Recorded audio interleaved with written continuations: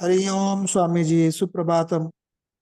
राजेश बोलकर पुणे। सुप्रभातम। ओम नमो नारायणाय। ओम नमो नारायणाय।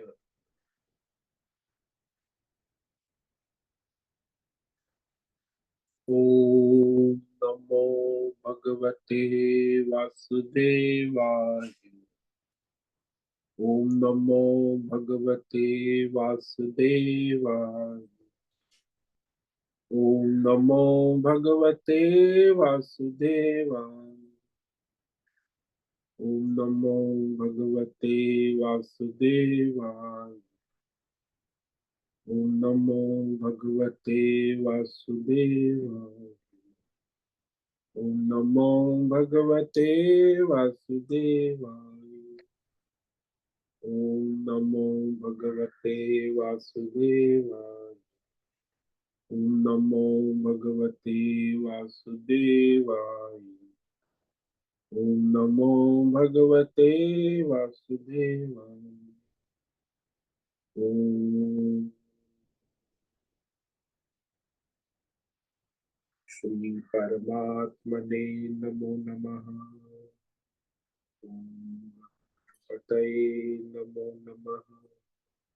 ओम सं सरस्वत्यै नमो नमः। ओम गं गुरुभ्यो नमो नमः। ओम सहनाववतु सहनौ भुनक्तु सह वीर्यं करवावहै तेजस्विनावधीतमस्तु मा विद्विषावहै। ओम शांति शांति शांति।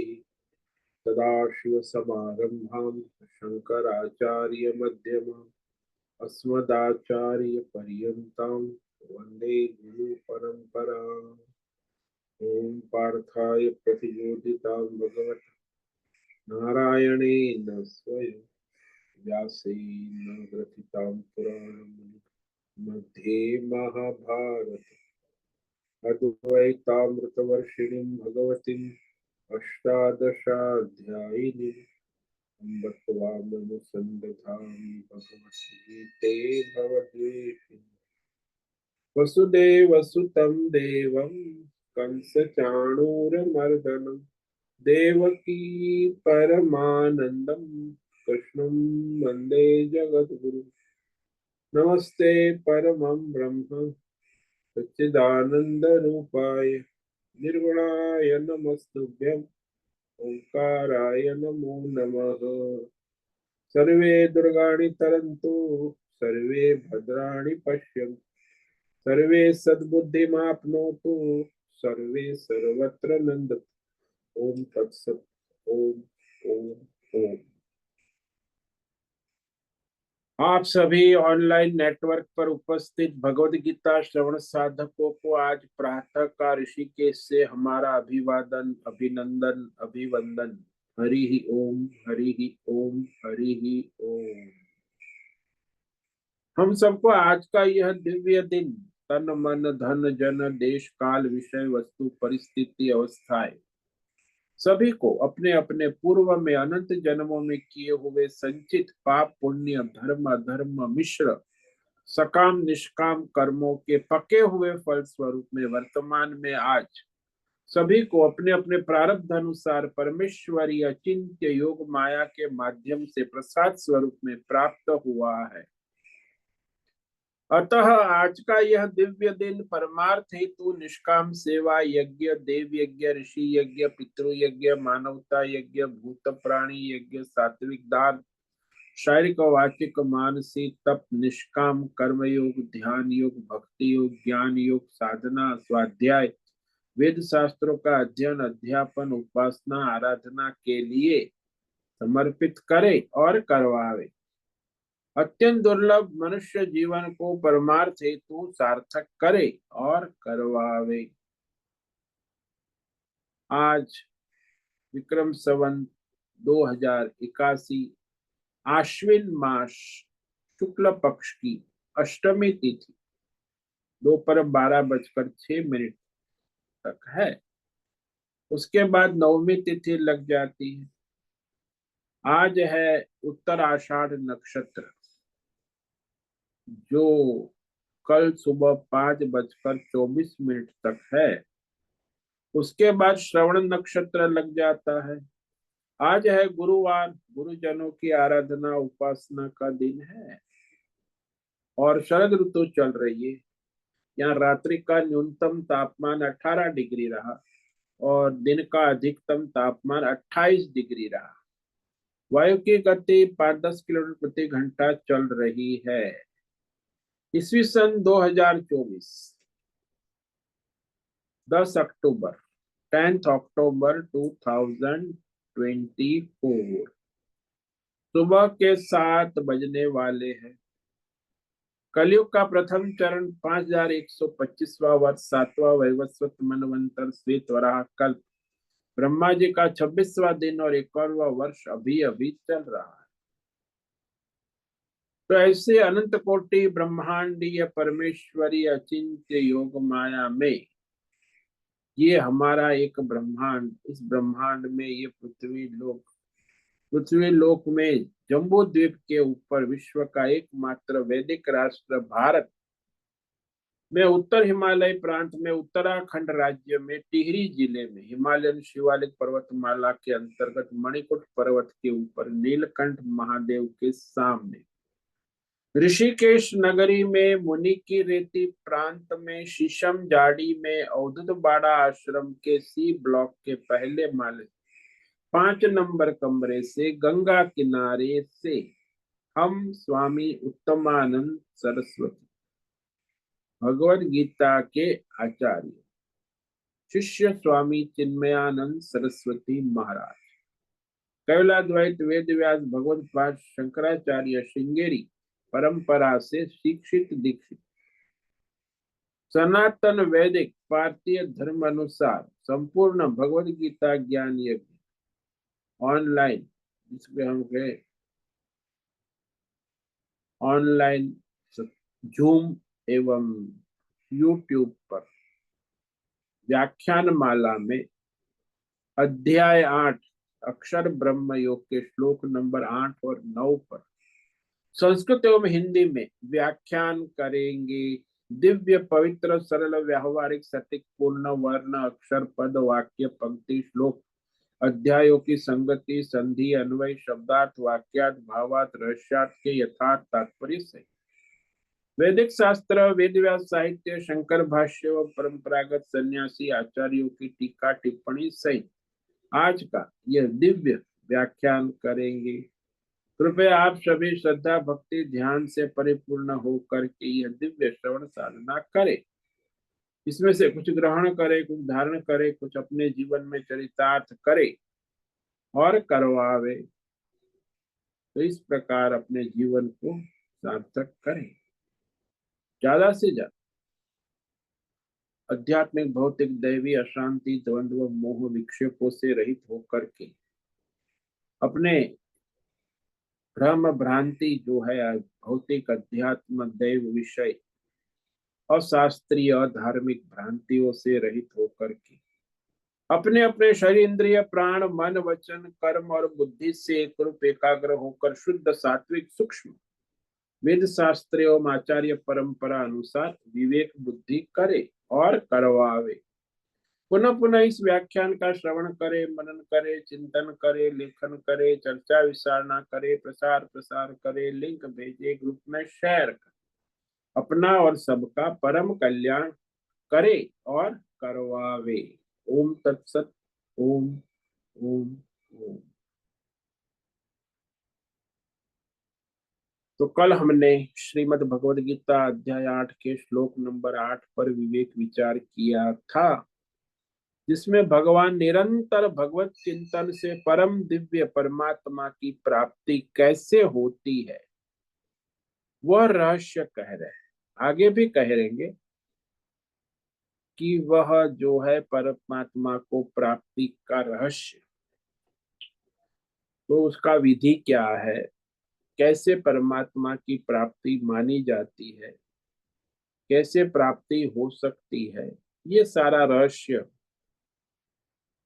कहने जा रहे आगे। वैसे भगवान यही परमार्थ ही कहेंगे। अक्षर ब्रह्म योग 8 से लेके 22 श्लोक तक परमार्थ विषय पर निरूपण करेंगे कि भाई उसकी प्राप्ति कैसे होती है। अभ्यास योग युक्तेन चेतसा नान्यगामिना परमं पुरुषं दिव्यम याति पार्थानुचिंतयन्। तो कह दिया पार्थ, अरे पृथा के बेटे, ये निरंतर परमार्थ अभ्यास योग शब्द लग गया है। अभ्यास यानी निरंतर परमात्मा को समर्पित होकर कर्म योग, ध्यान योग, भक्ति योग, ज्ञान योग, साधना, तप, अभ्यास रूप योग से तो अन्य गामी न दूसरे भौतिक अध्यात्म दैव विषय में बुद्धि ना जाए, दूसरी ओर न जाने वाली विवेक बुद्धि, चेतसा, चेतसा यानी विवेक बुद्धि से वारंवार परमात्मा तत्व का अनुचिंतन, यह अनुचिंतन शब्द है। निरंतर परमात्मा का चिंतन करते हुए परमम दिव्यम पुरुषम याति, तो वह सर्वश्रेष्ठ परमम शब्द है, उससे श्रेष्ठ और कुछ नहीं है। दिव्य भी कहा, अलौकिक, दार्शनिक, अद्भुत, वही परमेश्वर के तत्व को प्राप्त होता है। पुरुषम परमार्थ तत्व, जैसे घटाकाश महाकाश को प्राप्त होता है, जैसे नदी या समुद्र को प्राप्त होती है, ऐसे। लेकिन इसमें अभ्यास योगे न नान्यगामिना चेतसा अनुचिंतयन, ये फॉर्मूला। अनुचिंतयन यानी उपदेश के बाद चिंतन। बिना उपदेश के कई लोग चिंतन करते, ऐसा नहीं। परमार्थ उपदेश भरी प्रकार जान कर समझ कर फिर उसका चिंतन, उसके पश्चात। अनु का मतलब है वेद शास्त्र और आचार्य परंपरा से जान कर, सत्संग कर, विवेक कर।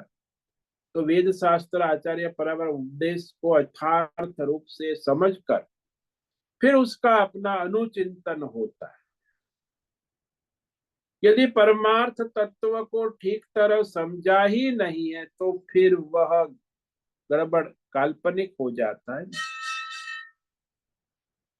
तो वह बाद में अनुचिंतन करना आसान नहीं, तर्क वितर्क होता है, काल्पनिक चिंतन होता है, वास्तविक नहीं होता। ऐसा ही होता है आजकल तो ज्यादातर ये जो शास्त्र प्रमाण के बिना और जो लोग बोल रहे हैं आचार्य परंपरा के बिना, आजकल व्यक्तिगत बाबा लोग, ये सब काल्पनिक चिंतन। तो यथार्थ शास्त्र के अनुसार, आचार्य परंपरा अनुसार अनुचिंतन होना ये आवश्यक।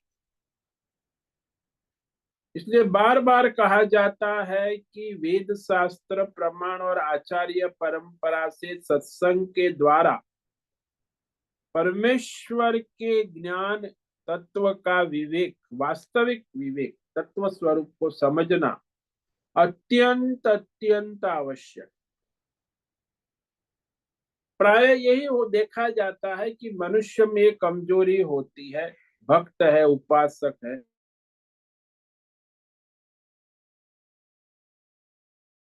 किए बिना काल्पनिक ईश्वरीय सोचने लगते हैं कल्पना से, तो फिर वो भ्रमित हो जाता।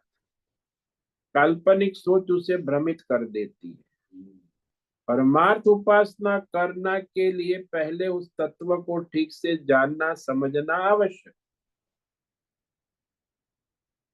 तो कई लोग कहते रहे बस केस भगवान का चिंतन करना है, भक्ति का मार्ग सरल है और बुद्धि को खटकाने की क्या जरूरत है। समझना, जानना मानते उपासना का, लेकिन ऐसा नहीं है कि हम उतनी ही मेहनत करके परमेश्वर के सगुण रूप को साधन करना जानकर तब जाके वो बात बनती है। हमारा अनुचिंतन, परमार्थ तत्व का यथार्थ विवेक वेद शास्त्र और आचार्य परंपरा के अनुसार बुद्धि में स्पष्ट होना आवश्यक। कई लोगों को काल्पनिक विवेक होता है, वेद वो नहीं, आचार्य परंपरा से यथार्थ विवेक होना दुर्लभ है। आजकल तो सब काल्पनिक विवेक बहुत चलता है सत्संग की दुनिया में। यथार्थ शास्त्र, शब्द प्रमाण और आचार्य परंपरा से विवेक बड़ा दुर्लभ है। कलयुग है ना, अनेक बाबा आ जाते, कथाकार आ जाते, अपना हाँकते रहते। न कोई शास्त्र प्रमाण है, न कोई आचार्य प्रमाण। ईश्वर के बारे में उनका धंधा भी चलता है, करोड़ों लोग उसमें लग जाते, तो काल्पनिक भ्रमित हो जाते। इसीलिए कहा अनुचिंतन। यथार्थ चिंतन तो तभी होगा जब हम यथार्थ शास्त्र प्रमाण से, आचार्य परंपरा से अपनी बुद्धि से विवेक करें। वो शुद्ध सात्विक विवेक होता है। लेकिन आजकल तो रजोगुण तमोगुण बढ़ गया है, तो फिर शुद्ध सात्विक विवेक नहीं होता।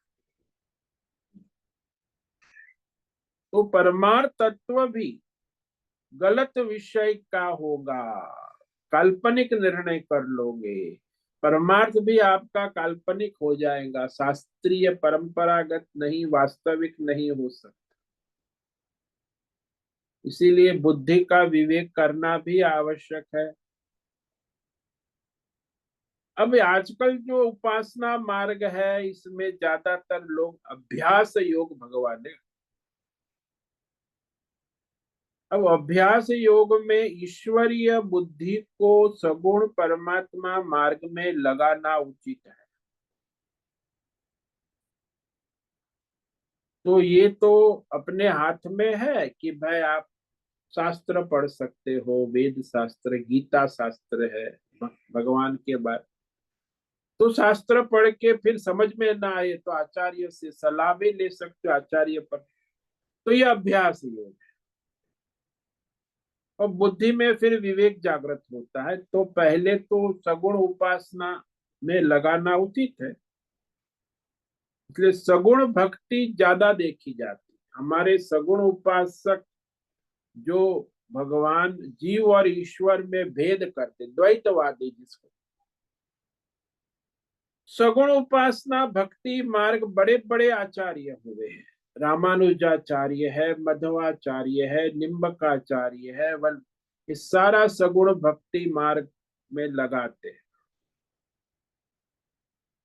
उन्होंने शास्त्र की व्याख्या भी सगुण द्वैत रूप में की है, वेद की, शास्त्र की, उपनिषद की, गीता की, ब्रह्म सूत्र। तो उन्होंने आग्रह पूर्वक कहा है कि ये द्वैत ही परमार्थ है, यानी वो भक्ति को ही मोक्ष का साक्षात साधन कहते हैं। लेकिन जो ज्ञान योगी है वो अद्वैत मार्ग में लगे हैं ना, ये आचार्य भी कम है। द्वैत वाले तो बहुत है। ज्ञान योगी आचार्य एक हमारे शंकराचार्य है, आदि शंकराचार्य। अद्वैत, केवल अद्वैत ज्ञान योग मार्ग में तो किसी ने यह नहीं माना कि विवेक की जरूरत। भाई हमारे आचार्य भी, अद्वैत वाले भी, विवेक विचार का बड़ा महत्व है।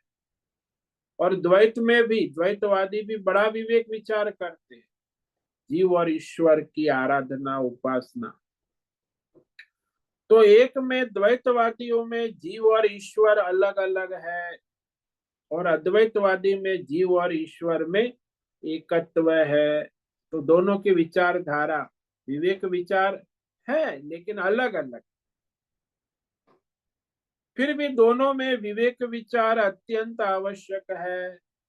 एक जीव और ईश्वर को अलग अलग उपासना करता है, और दूसरा जीव और ईश्वर की एक रूप से उपासना, दोनों उपासना।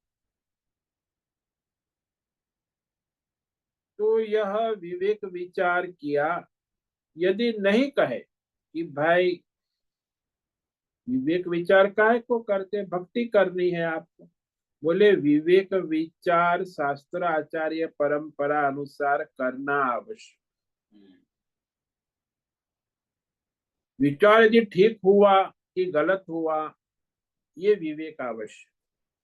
भाई काल्पनिक विचार कर रहे हो कि शास्त्र आचार्य परंपरा से विवेक विचार कर रहे हो? लेकिन सबको विचार विचार करना आवश्यक है। आजकल जो भक्ति परंपरा नई नई आ गई ना, इसमें तो बस यही कहते, पढ़ना लिखना पंडित का काम, भजले बेटा सीताराम, सीताराम सीताराम कर ले, हरे कृष्ण कृष्ण, और कुछ पढ़ने लिखने की आवश्यकता नहीं है। यानी बुद्धि खपाने की जरूरत नहीं है। वाणी का विलास करके तुम परमात्मा को प्राप्त कर लेंगे। ये बुद्धि चलाने की क्या जरूरत? ये बड़ी परंपरा चली, भक्ति परंपरा इसको। सीताराम कौन है, किसका भजन कर रहे हैं, यह विवेक विचार बिना नहीं समझ पाते। तो बिना विवेक विचार किए सीताराम सीताराम, हरे कृष्ण करते रहो, आपको ज्ञान हो जाएगा। कैसे होगा भाई? बुद्धि नहीं चलाओगे। इसलिए विवेक विचार के बिना यथार्थ समझ नहीं हो पाएंगी। हमारे साधु समाज में एक कथा प्रसिद्ध है। एक छोटी सी लड़की थी, 10-12 साल की। तो आचार्य के पास, गुरु जी के पास कहे कि मुझे भगवान का नाम उपदेश करे। तो भगवान का नाम उपदेश किया। गुरु जी ने कहा, देखो बेटा, आप नारायण मधुसूदन नाम का जप कीर्तन करें। तो करने लगे। 10-11 साल की लड़की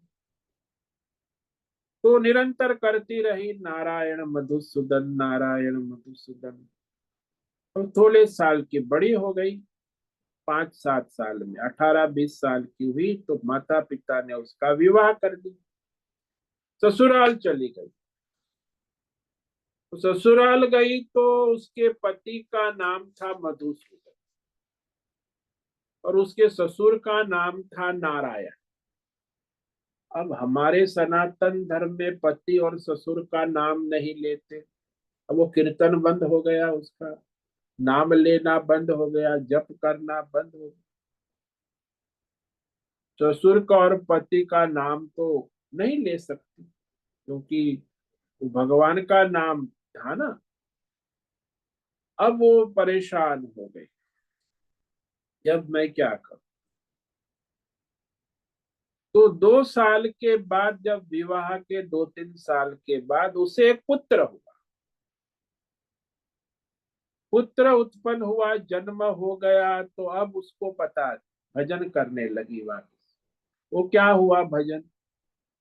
बोले लल्ला के पिताजी, लल्ला के दादाजी। तो फिर वो लल्ला के पिताजी, लल्ला के, लेकिन मधुसूदन और नारायण तो नहीं बोलते। लेकिन अब वो बोलने लगे 3 साल के बाद कि लल्ला के पिताजी, जरा सब्जी बब्जी ले आना। लल्ला के दादाजी, अभी लल्ला को डॉक्टर के पास ले जाना, उसकी तबीयत ठीक नहीं है। लल्ला के दादा, लल्ला के पिता। अब बोलने लगी, कीर्तन शुरू हो गया। क्योंकि उसने लगा कि नारायण मधुसूदन तो बोल नहीं सकती, क्योंकि ससुर है, पति है।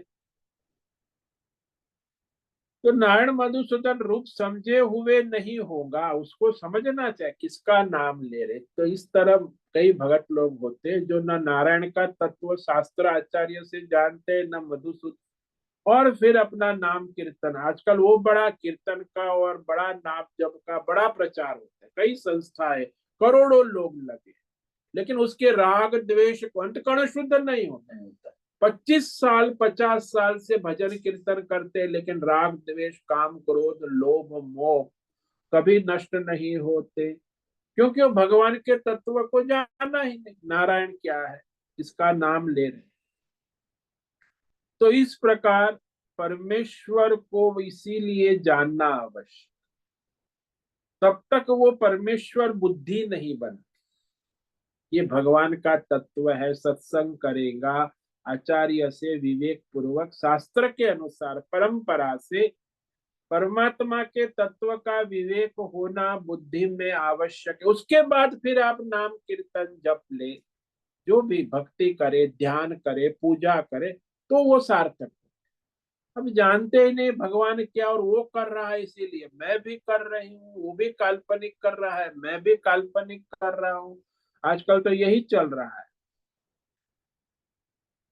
और परमेश्वर को देवी देवता मान बैठते, अरे वो भगवान है, कृष्ण है, राम है, कोई देवी देवता नहीं। तो उसको भी देवी देवता रूप में मानते हैं। वास्तविक ईश्वर स्वरूप है, सगुण साकार साक्षात पुरुषोत्तम है, ऐसा निश्चय भी नहीं होता। इसीलिए भगवान का अनुचिंतन नहीं होता है। अनुचिंतन तो तभी होगा जब वेद शास्त्र आचार्य परंपरा के उपदेश से ठीक प्रकार से भगवान के स्वरूप को, भगवान के तत्व को, सगुण या निर्गुण तत्व को जैसा है वैसा ठीक प्रकार से जान लिया है, तब जाके साधना ठीक प्रकार से कर सकते। तब साधना करना उचित है। किसकी साधना? ईश्वर भगवान नारायण की। तो ये बड़ी समस्या है आज के युग में कि मनुष्य जो है अनुचिंतनम परमम दिव्यम, अभी वास्तविक चिंतन ही नहीं हो रहा, तर्क कर रहा है, कोई कल्पना कर रहा है, और इस तरह अनेक प्रकार की भ्रमणाएं फैली हुई है। कैसे होगा? वास्तविक जो विवेक विचार होना आवश्यक, अनेक भेद भ्रम भ्रमित हो रहे हैं, अज्ञान है, तो परमात्मा का वास्तविक चिंतन नहीं होता। तब कहां से वो परमार्थ होगा? इसीलिए ज्ञान का अर्थ जो विषय जैसा है वैसा जानना, ज्ञान। तो भक्ति साधना में जो विषय जैसा नहीं है उसको वैसा मानकर चिंतन करते। ज्ञान में तो जैसा है वैसा ही होगा, लेकिन ये जो भक्ति साधक, उसमें जो विषय जैसा नहीं है उसको वैसा मानकर चिंतन करना होता है। इसलिए आचार्य ने बार बार कहा कि सगुण उपासना जो है, ध्यान है, भक्ति है, ये मानसिक कर्म है, मानसिक क्रिया है। ये मानसिक कर्म क्रिया वह होती है जिससे करने में हम स्वतंत्र हो कि उसे करें। ठीक करो, गलत करो, नहीं करो, अन्यथा करो। हमने किसी को कहा कि देखो एक गिलास पानी ले आओ, एक गिलास पानी ले आओ, इतना सुनकर वो लड़का दौड़ा। अब वो जो है उसको वहां पानी का गिलास नहीं मिला, वहां एक लोटा था और वहां पानी भी कम था, तो पानी ला सकता है, लेकिन वो गिलास न भरकर लोटा उठाकर ला सकता है, लेकिन वो पानी ला सकता, तो उसमें अन्यथा कर सकता है। लोटे में लाया, मैंने कहा था गिलास में, तुम लोटे में कर, लेकिन लोटे में लाया तो वो अन्यथा भी कर सकता है। जिस काम को करना, ठीक करना, अन्यथा करना, गलत करना या न करना, वो सब हमारे हाथ। तो वो स्वतंत्रता है, उसी को कर्म कहते हैं, क्रिया कहते, क्रिया कर्म। अब यहाँ जो अंतकरण की बात,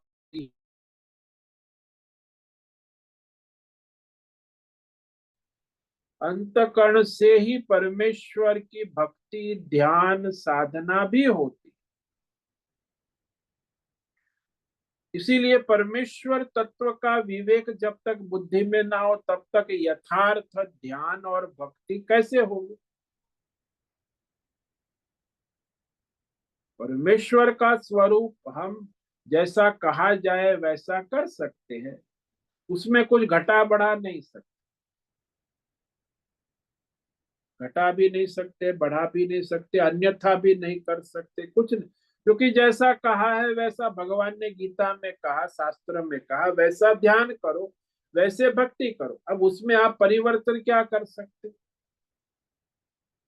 घटा बढ़ा कर सकते नहीं, फिर भी गलत ढंग से कर सकते नहीं। तो हमारे हाथ में ये है कि हम भगवान ने जो कहा वैसा ठीक से करें।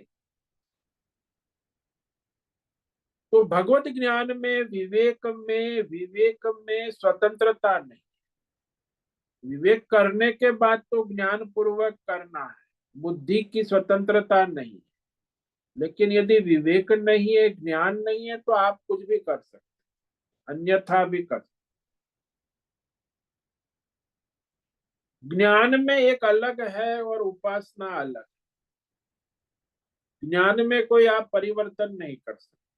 उपासना आप अपने मन से करते हैं, तो जैसा आप जानते हैं वैसी आप उपासना कर सकते। कर्म में भी स्वतंत्र है, कर्म करे अन्यथा करे न करे। लेकिन ज्ञान में कोई स्वतंत्रता नहीं। ज्ञान तो है कि विषय वस्तु वैसा ही ज्ञान स्पष्ट होता है। इसलिए ज्ञान में, उपासना में और कर्म में फर्क है।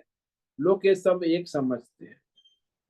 कर्म करना है तो उसमें स्वतंत्रता, उपासना करना है तो उसमें मन बुद्धि का विवेक आवश्यक। ज्ञान में तो जो है सो है, उसमें कोई परिवर्तन नहीं हो सकता। बुद्धि को उस तत्व में एकाग्र करने तक हम साधना क्रिया कर रहे हैं, लेकिन एकाग्र करने के बाद हमारी कोई स्वतंत्रता नहीं है भक्ति में, ध्यान में। जैसे एक दृष्टांत ले लो ना, कि हमारी आंख के सामने एक हीरे का पत्थर पड़ा है, तो सुनार ने उसे अपने आंख में चढ़ाकर बिलोरी कांच से देखा, तो हीरा है। तो हीरे को देखते हैं, आंख पर बिलोरी कांच पहनना आवश्यक है, मन इंद्रियों को और आंख को केंद्रित करना, ये सब क्रिया उपासना हो हीरे को देखने के। अब हम क्रिया करते हैं, एकाग्रता करते हैं, ये सब उपासना है। बिलोरी कांच में हम हीरे को देख रहे हैं। अब हीरे को देख रहे तो हीरे में क्या है? नीली जाय है, काली जाय है, पीली जाय है। ये हमारी इसमें कोई स्वतंत्रता नहीं है। हीरा जैसा है वैसा। लेकिन हीरे को देखने के लिए हमें बिलोरी काज भी चाहिए, हमें क्रिया भी करनी चाहिए, उपासना भी करनी चाहिए, एकाग्रता भी करनी चाहिए, कि हीरे को हम देखने तक। जब देख रहे तो उसमें जो है नीली जाए है कि काली जाए, ये हमारी इसमें कोई स्वतंत्र। हीरा जैसा है वैसा उसे देखना होगा, उसमें हम कोई मिलावट जोड़ तोड़ नहीं कर सकते हैं। उसमें कोई स्वतंत्रता। उसके पहले आपको स्वतंत्र है देखने के समय, एकाग्रता में आपको बिलोरी कांच लगाना है। वो कांच किस प्रकार का है उसमें भी स्वतंत्र। बड़ा कांच है, छोटा कांच है, मैग्नीफाई ग्लास, इलेक्ट्रॉनिक है, इलेक्ट्रिक, वो सब स्वतंत्र। लेकिन वो हीरा जैसा है वैसा, उसमें हीरे के ज्ञान में कोई स्वतंत्रता नहीं है। हम उसमें कुछ नहीं कर सकते। जैसा हीरा है वैसा ही हमें दिखेगा। ठीक इसी प्रकार कर्म में, उपासना में, भक्ति में चित्त की एकाग्रता, इंद्रियों का संयम, ये सब जो है आवश्यक है। बुद्धि की शुद्धि होना। लेकिन जब हम देखेंगे परमात्मा तत्व को, तो वहां उस देखते समय परमात्मा जैसा है वैसा परमार्थ वृत्ति बनेगी। वह परमार्थ बुद्धि कैसी बनेगी? यह हमारे या उपासना या कर्म के वो ज्ञान है। परमार्थ वृत्ति जो है वो ज्ञान है। साधना में स्वतंत्रता है, लेकिन ज्ञान में कोई स्वतंत्रता नहीं है। और साधना तुम करोगे वो भी जैसा हमको कहा गया शास्त्र आचार्य में, वैसा करोगे तब हमें यथार्थ ज्ञान हो। वहां भी कर्म और उपासना में भी स्वतंत्रता नहीं, वो तो शास्त्र में कहा वैसा करोगे आचार्य, तब जाके तुम्हें ज्ञान ठीक से हो। तो ज्ञान और साधना में बहुत फर्क है, ये याद रखना। ज्यादातर साधकों को धोखा इसलिए होता है कि वो ज्ञान और उपासना और कर्म को एक समान समझ। भाई कर्म उपासना, कर्म इंद्रियों के स्तर पर है, उपासना अंतकरण मन बुद्धि के स्तर पे है, और ज्ञान जो है वो तत्व है। और तत्व ज्ञान जो है अज्ञान को नष्ट करेगा और कुछ नहीं करेगा। लेकिन उपासना क्रिया किसी न किसी फल को उत्पन्न करेगी। इसलिए कर्म करते समय भी साधन चाहिए, उपासना के समय अंतःकरण चाहिए, लेकिन ज्ञान के लिए बस केवल विवेक चाहिए।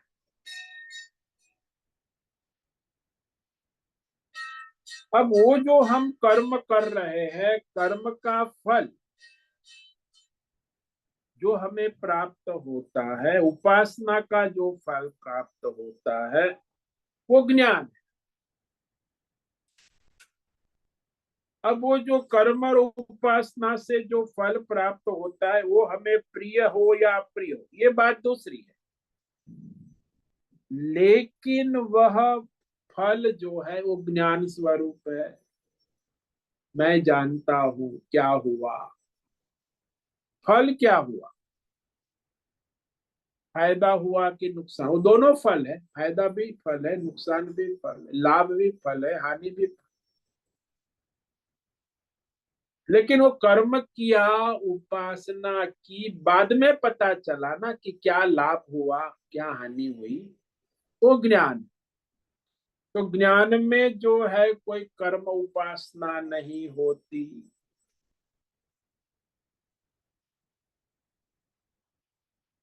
अब मनुष्य यदि कर्म उपासना शास्त्र परंपरा से करेगा तो सही होगी परमार्थ। और यदि शास्त्र और परंपरा से नहीं करेगा, कर्म और उपासना काल्पनिक करेगा या तर्क से करेगा या अपने अहंकार से करेगा, तो गलत उपासना करोगे तो अप्रिय फल होगा, अनिष्ट होगा। और शास्त्र आचार्य परंपरा से करोगे तो इष्ट फल होगा, प्रिय फल। आप करते हो कर्म उपासना, लेकिन उसमें प्रमाण क्या है? ठीक उपासना करोगे शास्त्र आचार्य परंपरा से तो उचित फल होगा, और नहीं करोगे काल्पनिक तर्क वितर्क से भ्रम से करोगे तो उचित फल नहीं होगा। इसीलिए कर्म उपासना में सावधान रहना है कि आप स्वतंत्रता तो है, लेकिन वो स्वतंत्रता शास्त्र और आचार्य परंपरा के अनुसार विवेक करने के बाद स्वतंत्र। बिना विवेक के आप करोगे, आपकी स्वतंत्रता काल्पनिक स्वतंत्रता या तर्क वितर्क या अहंकार से करोगे तो आपको कोई लाभ नहीं होगा, हाँ व्यर्थ होगा, पतन होगा, नुकसान होगा, हानि होगी। लाभ जो है वो शास्त्र परंपरा से कर्म करोगे ऊपर, तो आपको उचित लाभ साधना का। कई लोग बहुत साधना कर, एक माता जी मुझे कहे मैं तो 25 साल से ध्यान कर रहे, वो ध्यान ही नहीं लगा। मैंने कहा भाई आप भगवत गीता के 6ठे अध्याय के 20 श्लोक पढ़ो, उस अनुसार अपनी तैयारी करके ध्यान करो, तब तो होगा ना। नहीं नहीं, ऐसे मैं बैठ जाती आंख बंद करके और नारायण नारायण नारायण, तो ऐसे थोड़ी ध्यान होता। तो विधि विधान शास्त्र के अनुसार विवेक पूर्वक, अब 25 साल क्या 25 जन्म तक करेंगे तो भी ध्यान नहीं होगा। न तो शास्त्र है, न तुमने कोई आचार्य के पास जाके समझा है कि ध्यान योग क्या है, फिर करो तो ध्यान योग होगा। इसलिए आजकल लोग अपने आप स्वयंभू भगत बन जाते हैं ना। ये स्वयंभू भगत है, वो कहीं के नहीं रहे। न उसे कोई शास्त्र का ज्ञान है, न कोई आचार्य परंपरा है, बस स्वयं अपने आप भगत। और आजकल स्वयंभू बाबा भी बन गए, गुरु। तो एक तो होता है स्वयंभू गुरु, और एक होता है स्वयंभू चेला। फिर तो ये गया चला चली का खेला। तो ऐसा बड़ा दुर्गति होती है साधकों की, देखा जाता है संसार में अधिकतर साधक भ्रमित हो जाते। तो ये ध्यान रखना आवश्यक। अभ्यास योग, ये शब्द महत्व। अभ्यास योग भी कैसे? कर्म उपासना अभ्यास योग में आएगा, ज्ञान अभ्यास योग में नहीं आए।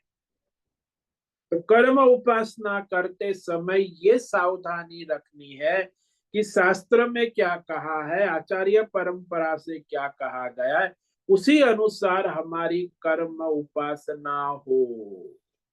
उसमें मनमानी ना हो, अहंकार से ना हो, काल्पनिक ना हो, तर्क वितर्क ना हो। श्रद्धा पूर्वक शास्त्र में जो कर आचार्य उस अनुसार यदि कोई कर्म उपासना साधना करेगा तो फिर उसे ज्ञान की योग्यता प्राप्त होगी। तो इस तरह अभ्यास योग का ये महत्व। अब वो अभ्यास योग शास्त्र के अनुसार कैसे करें, भगवान की ध्यान उपासना कैसे करें, तो अब जो है भगवान उस रहस्य को आगे कहने जा रहे हैं कि उस ईश्वर, सगुण ईश्वर परमेश्वर की आराधना कैसे करे, उपासना कैसे करे, ध्यान कैसे करे, उसका स्वरूप क्या है, उसका तत्व क्या है, उसे जानकर फिर उसका ध्यान उपासना करे। तो सगुण ईश्वर की ध्यान उपासना अब आगे भगवान 9वें श्लोक में बता रहे कि इस प्रकार निरंतर सगुण ईश्वर की ध्यान चिंतन की साधना करे। क्योंकि ये विधि है, ऐसे मनमानी आंख बंद करके बैठ गए ऐसे ध्यान नहीं होता है। तो वो परमात्मा का तत्व स्वरूप का निरूपण करते हैं भगवान, उसका उस चिंतन की विधि, निरंतर उसमें मन लगाना। तो ईश्वरीय जो अनुस्मरण कैसे होता है, ये विश्व चेतना है ना, सर्वव्यापक परमेश्वर तत्व सगुण साकार रूप में। तो उसकी ध्यान भक्ति सेवा किस प्रकार करे, ये श्लोक आज हम पढ़ते हैं, इस पर विचार तो कर ले कर। इसमें भगवान जो है, भगवान के स्वरूप का चिंतन का रहस्य है। कैसा कैसे रूप में आप भगवान का सगुण ध्यान कर सकते हैं, आराधना कर सकते हैं। कवि पुराणम अनुशासितारम अणोरणीयान् समनुस्मरेद्य सर्वस्य धातारमचिन्त्य रूपम् आदित्यवर्णं तमसः परस्तात्। सगुण उपासना परमेश्वर की, तो वह परमात्मा तत्व का स्वरूप स्वयं भगवान कह रहे हैं, उसका इस प्रकार नित्य चिंतन करे। कौन करेगा? जो उपासक है, भक्त है, योगी है। कैसे करेगा? तो वो कहा कविम, कविंग रूप में है, वो परमात्मा सर्वज्ञ है। पुराणम, इस पर हम विचार करेंगे एक एक शब्द के ऊपर, लेकिन आज तो केवल इस श्लोक का एक संक्षिप्त। उस परमात्मा का पुराणम अनादि तत्व रूप में विवेक विचार करें। अनुशासितारम, सारे ब्रह्मांड का, पिंड ब्रह्मांड, सभी जीव जगत, देवी देवता, सबका अनुशासन करने वाला, यहाँ तक कि सूर्य, चंद्र, समुद्र, नदी, सब पंच महाभूत, ऋतुएं, जीव को भी अपने पाप पुण्य कर्मों का फल देने वाला, सबको नियंता, अंतर्यामी रूप से सभी जीव जगत, देवी देवता के अंदर रहकर शासन करने वाला, उनके कर्मों का फल देने वाला, और वह परमात्मा सूक्ष्म से भी सूक्ष्म, अति सूक्ष्म है, सूक्ष्म से सूक्ष्म से सूक्ष्म से सूक्ष्म, सुपरलेट, अणोरणीय, वही परमात्मा इस सारे पिंड ब्रह्मांड सर्वस्व सबका धारण पोषण करने वाला, सरा सर्वत्र सब में उपस्थित रहकर सभी को चलाने वाला, उत्पन्न करने वाला, पालन करने वाला, संहार करने वाला, पुनः सर्जन करने वाला, कर्म करने के अनुरूप फल देने वाला, धाता कहती है, धारण पोषण करने वाला, और वो परमात्मा, ऐसे उसका ध्यान चिंतन करें। अचिंत्य, वह इंद्रियों के द्वारा, मन के द्वारा, बुद्धि के द्वारा चिंतनीय नहीं है, यानी मानवीय बुद्धि का विषय नहीं है, ईश्वरीय है। इसलिए ईश्वर शास्त्र, वेद, भगवद गीता के द्वारा चिंतन करे। जीव बुद्धि से अचिंत्य है, ईश्वरीय बुद्धि वेद शास्त्र भगवद गीता से चिंतन होता है, यानी मानवीय मन बुद्धि का अविषय है, मानवीय बुद्धि। और आदित्य वर्णम, सूर्य के समान नित्य प्रकाश स्वरूप, चैतन्य रूप, विश्व चेतना, आदित्य रूप, सारे विश्व में चेतना को फैलाने वाला, और अज्ञान, अविद्या, माया से रहित, अति परस्तार, अज्ञान और माया से अति रहित है। इस प्रकार उसका ध्यान, उपासना, अनुस्मरे। तो ये 8 विशेषण है, 8 रूप में, सगुण रूप है सारे परमेश्वर के, उस अनुसार अनुस्मरित, अनुस्मरण करे, ध्यान करे, उपासना करे, भक्ति करे। तो इस पर हम विचार चिंतन कल करेंगे। तो आज जो हमने श्लोक पर विचार किया, उसमें भगवान ने जो कहा वो कैसे अनुस्मरण करना, ये अब भगवान बताए। भगवान का स्वरूप सगुण साकार, उसका अभ्यास योग, अभ्यास योग युक्तेन चेतसा नान्यगामिना परमं पुरुषं दिव्यं याति पार्थानुचिन्तयन्। पार्थ, अरे पृथा के बेटे, सुनो सुनो सुनो, ये सनातन नियम है कि परमेश्वर की भक्ति, उपासना, ध्यान के अभ्यास रूप योग से युक्त होकर,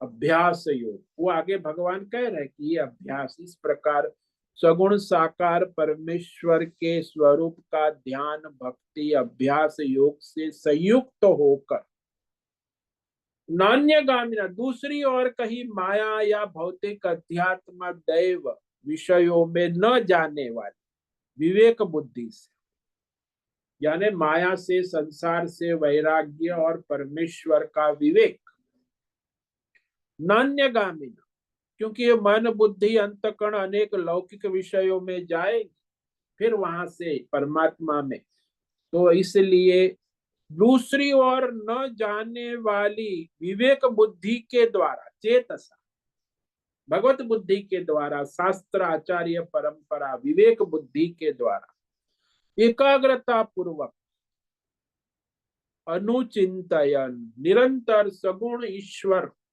परमेश्वर का चिंतन करता हुआ वह मनुष्य निर्गुण परम ब्रह्म तत्व को अलौकिक दर्शन करता है। याति परमम दिव्यम पुरुषम याति, तो उस परम तत्व को प्राप्त होता है। तो सगुण से निर्गुण को प्राप्त होता है, कोई डायरेक्ट नहीं जाता।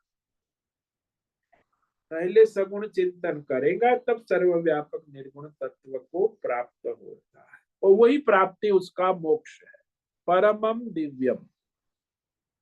उसके आगे फिर और कोई गति नहीं है। तो आज हमने ये श्लोक पर विचार किया। इसमें भगवान अभ्यास योग शब्द जो है उसका अर्थ ये हुआ कि मनुष्य को अपने आप अभ्यास नहीं करना चाहिए, मनमानी बौद्धिक काल्पनिक तर्क वितर्क दार्शनिक स्वयंभू, लेकिन अभ्यास योग में विशेष सावधानी वेद शास्त्र और आचार्य परंपरा से विवेक करके अभ्यास। व्यवस्था है सनातन। हाँ, ये सनातन धर्म की व्यवस्था है कि आपको शास्त्र के द्वारा आचार्य परंपरा से साधन भजन करना है, नहीं कि आप अपने आप मनमानी बुद्धिमानी अहंकार से कुछ भी करोगे तो आपकी सारी साधना व्यर्थ हो जाएगी। जैसे वो माता जी 25 साल से ध्यान कर रही है, मुझे कहते ध्यान नहीं लग रहा। कैसे लगेगा भाई? ध्यान भजन करने के लिए विधि विधान शास्त्र को जानो, फिर उस अनुसार नियम संयम से अपना ध्यान योग करो। अपनी मनमानी बुद्धिमानी अहंकार से कुछ करते रहने से कुछ न करते। ज्यादातर 90% साधक अपनी मनमानी ही करते, सुनते हैं सत्संग फिर भी मनमानी करते। कई बार तो ऐसे भी बड़े बुद्धिमान साधक होते, पर शास्त्र में कहा, आचार्य ने कहा, फिर भी वो अपना शॉर्टकट ढूंढता है, सरलता ढूंढता है। तो ये मनमानी साधक की दुर्गति होती है। और जो श्रद्धा पूर्वक वेद शास्त्र आचार्य परंपरा के अनुसार विवेक करके अपना साधन साधना कर्म भक्ति ध्यान उसकी सार्थक हो जाती है, फलदायी हो जाती है। ओम नमो नारायणाय, ओम नमो नारायणाय, ओम नमो नारायणाय, ओम नमो नारायणाय, ओम नमो नारायणाय। कायेन वाचा मनसेन्द्रियैर्वा बुद्ध्यात्मना वा प्रकृते स्वभावात् करोमि यद्यत् सकलं परस्मै नारायणायेति समर्पयामि। ओम सर्वे भवन्तु सुखिनः, सर्वे सन्तु निरामयाः, सर्वे भद्राणि पश्यन्तु, मा कश्चित् दुःखमाप्नुयात्। अस्तु मा सद्गमय, तमसो मा ज्योतिर्गमय, मृत्योर्मा मृतंगमय। ओम पूर्णमद पूर्णमिदं पूर्णात् पूर्णमुदच्यते पूर्णस्य पूर्णमादाय पूर्णमेवावशिष्यते। ओम शांति शांति शांति। शंकरं शंकराचार्यं केशवं बादरायणं सूत्र भाष्य कृतौ वंदे भगवन्तौ पुनः पुनः। ईश्वरो गुरुरात्मेति मूर्ति भेद विभागिने व्योमवद् व्याप्त देहाय दक्षिणामूर्तये नमो नमः। ओम गुं गुरुभ्यो नमो नमः। ओम तत्सत् ब्रह्मार्पणमस्तु। ओम ओम ओम।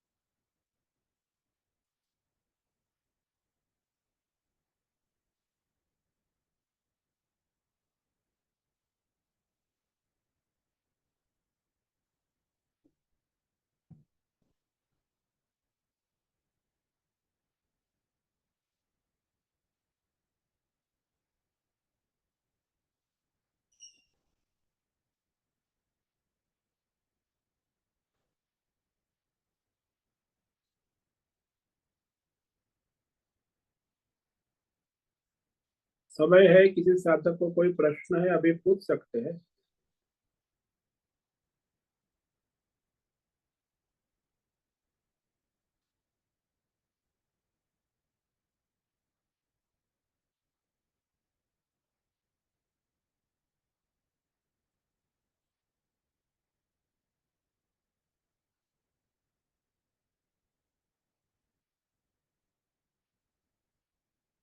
ओम नमो नारायणाय स्वामी जी।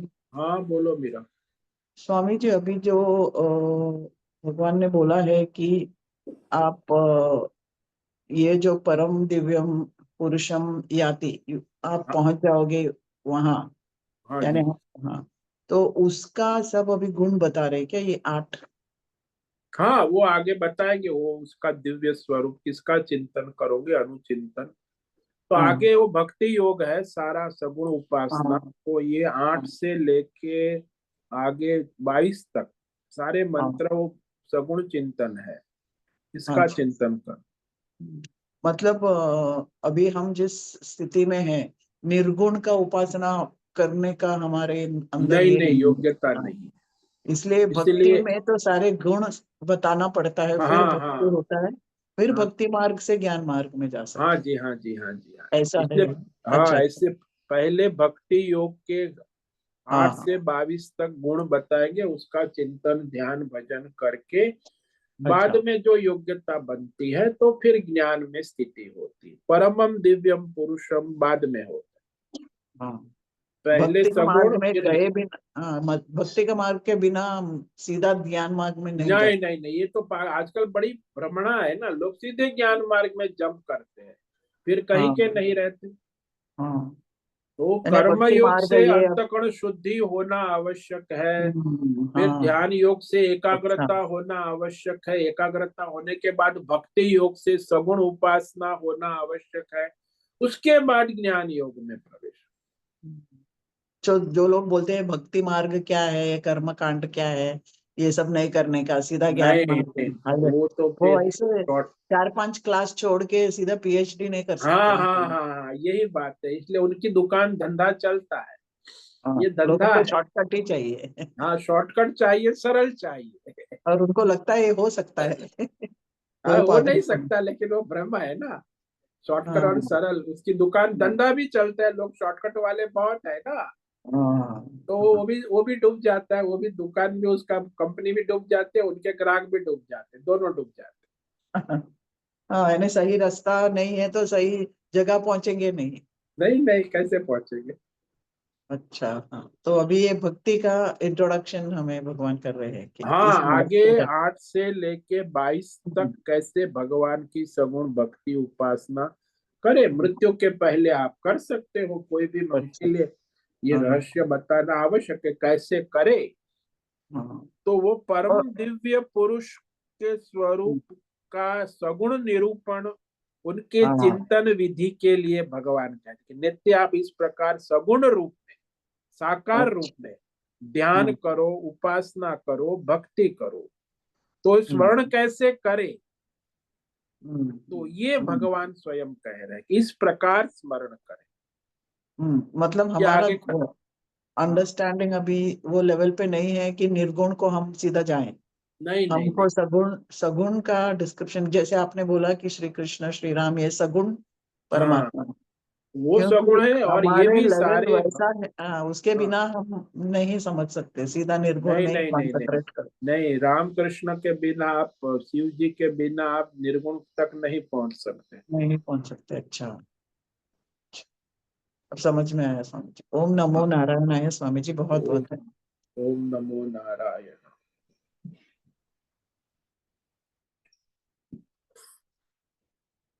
पूजा उपासना ये सब सनातन धर्म की व्यवस्था है, सुंदर व्यवस्था है। आवश्यक है, क्रम है इसमें। धर्मात्मा होगा वो कर्म योगी होगा, कर्म योगी होगा वो ध्यान योगी होगा, ध्यान योगी होगा वो भक्ति सगुण उपासक हो, सगुण उपासक भक्ति वो ज्ञान योगी, ज्ञान योगी वो मुक्त होगा। ये व्यवस्था क्रम है, ये कितनी सुंदर है व्यवस्था। हाँ, ये सनातन धर्म की ये व्यवस्था है, मुक्ति का ये मार्ग है। अब आपको शॉर्टकट चाहिए तो भटके रहो, फिर वो तो जंगल है, फिर जंगल में कहीं न कहीं भटकते हैं। हाँ, तो भटकता ही रहेगा जीव, ऐसा ही होता है अध्यात्म सागर। तो आज अभी जो है अष्टमी दोपहर 12:06 तक है। कल सुबह 10:57 तक नवमी है। परसों सुबह 9:08 तक दसवीं है। इसीलिए समझो कि कल, आज भी अष्टमी कर सकते हैं, कल भी नवमी कर सकते हैं, और परसों जो है दसवीं कर सकते। दसवीं तो सुबह 9 बजे, तो इसीलिए कल भी दसवीं होंगी। कई लोग कल दसवीं करेंगे। तो अष्टमी, नवमी और दसवीं तीनों तिथि साथ में है, इसीलिए तीनों में समय कम है। तो इस प्रकार विवेक करके आप आज भी अष्टमी करना चाहे तो कर सकते हैं। कल भी सुबह अष्टमी 10 बजे तक है, उसके बाद नवमी कर सकते हैं। उसके बाद कल 10:57 के बाद दसवीं लग जाती है, विजयादशमी। तो कल विजयादशमी भी कर सकते हैं। तो परसों 9:08 के बाद एकादशी लग जाती अच्छा, है। हाँ, इसी शनिवार को, रविवार है ना? रविवार को एकादशी लग जाती है। और सोमवार को एकादशी भी सुबह 6 बजे तक है, उसके बाद द्वादशी। तो सोमवार को भी दो तिथि साथ में है। तो थोड़ी ये तिथि का गणित है, इसीलिए ज्योतिष शास्त्र के अनुसार विवेक करे तो सबसे सरलता ये है कि इसमें आज आप अष्टमी करें, कल नवमी और दसवीं दोनों कर सकते हैं, परसों एकादशी रविवार को और द्वादशी दोनों कर सकते आज तो गुरुवार है ना? हैं। हाँ, आज गुरुवार है, गुरुवार, कल शुक्रवार नहीं, आज आज गुरुवार नहीं। आज सप्तमी है ना, गुरुवार तो हो गया गुरुवार सप्तमी। ना। सप्तमी अष्टमी आप कल बताया था। आज हाँ जी, सप्तमी और परसों पूरी अष्टमी है, ऐसा अष्टमी और नौ। हाँ हाँ, अष्टमी नवमी और दसवीं तीन तिथियां साथ में है। तो आज सप्तमी और अष्टमी ऐसा बताया था हाँ, आपने कल। साथ में सप्तमी और अष्टमी साथ में है। तो आज शुक्रवार है ना, कि आज गुरुवार है? गुरुवार है स्वामी जी, गुरुवार है। गुरुवार है, सप्तमी और अष्टमी साथ में है। कल अष्टमी, नवमी और दसवीं साथ में है, तीनों तिथि। इसलिए वहां दसवीं भी होंगी, कल अष्टमी। रविवार की भी ठीक है। हाँ, एकादशी सोमवार को करना ठीक है, द्वादशी लगती है ना सोमवार को।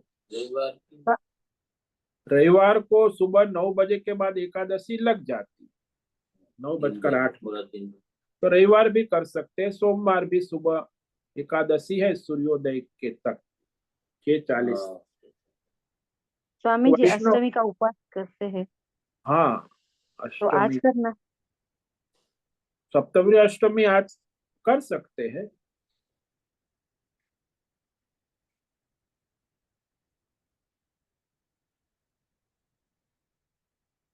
ठीक है, सभी को दशहरा और अष्टमी नवमी तिथियों की बधाई। अपना परमार्थ करे और अपने को परमार्थ में जोड़े और जोड़ा है दूसरों। तो आप सभी को शुभकामनाएं, दिव्य प्रार्थना। और आज का ये सत्संग यहाँ हम पूर्ण करते हैं। सभी साधकों को ओम नमो नारायणाय। सबको ओम ओम नमो नमो ओम नमो नारायण। नारायण स्वामी जी। ओम नमो ओम नमो नारायण। ओम ओम नमो नमो नारायण नमो स्वामी जी। नारायण स्वामी जी। ओम ओम नमो नमो। नारायणाय स्वामी। उससे निवेदन है आज का सत्संग पूर्ण करें। ओम नमो नारायणाय। आज का ये दिव्य सत्संग हम यही पूर्ण करते हैं। सभी साधकों को ओम नमो नारायणाय। नमो नारायण। सभी साधकों को ओम नमो नारायणाय।